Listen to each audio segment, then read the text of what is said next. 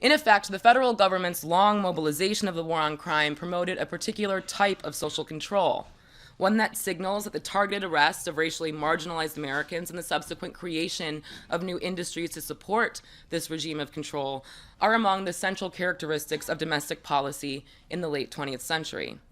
The decisions that policymakers and officials acting in closed circles or as part of a larger coalition made at the highest levels of government had immeasurable consequences for low-income Americans and the nation. However unintended some of those choices may have been at different times and in different political moments.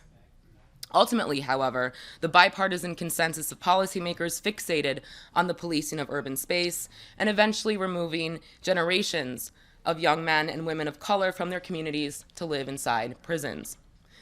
We can excuse a set of actions and choices these historical actors made as a product of their time or as merely an electoral tactic, but by doing so, we will continue to avoid confronting legacies of enslavement that still prevent the nation from fully realizing the promise of its founding principles.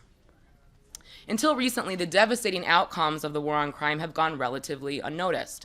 For many Americans, it appeared as though discrimination ended with the civil rights movement, and the United States had moved beyond race-based systems of exploitation. Alongside the tremendous growth of American law enforcement over the last 50 years, a formidable black middle class surfaced, and African Americans assumed positions of power with greater visibility, from the rise of black mayors in the 1970s to displays of black wealth for popular consumption to the presidency of Barack Obama. These achievements promoted discourses of cultural pathology and personal responsibility even further, making it seem as though the systematic incarceration of entire groups of racially marginalized citizens reflected the natural order of things. Political representation and the fact that some black Americans have amassed substantial wealth and capital do not mean that historical racism and inequality has ended, which I'm sure is not news to many of you who are in this room today.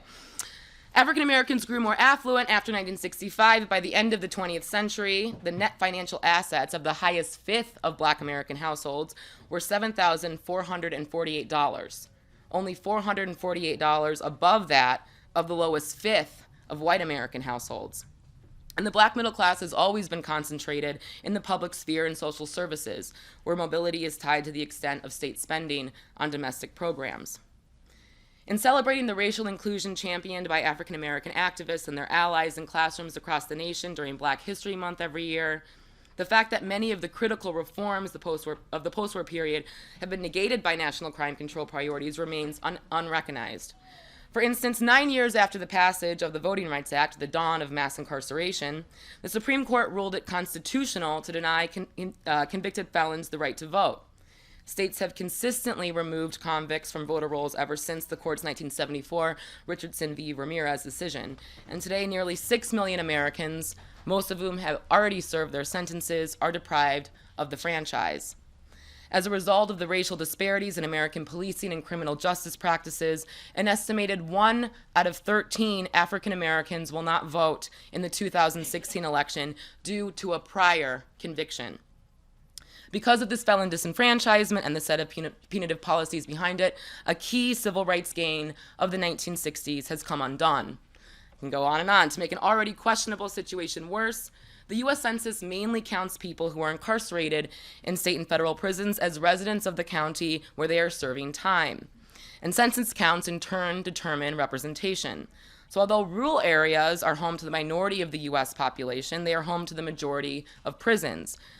In other words, urban Americans who tend to favor Democrats lost representation because of how felon disenfranchisement works, and rural districts that tend to favor Republicans gained extra representation because of how the prison system works.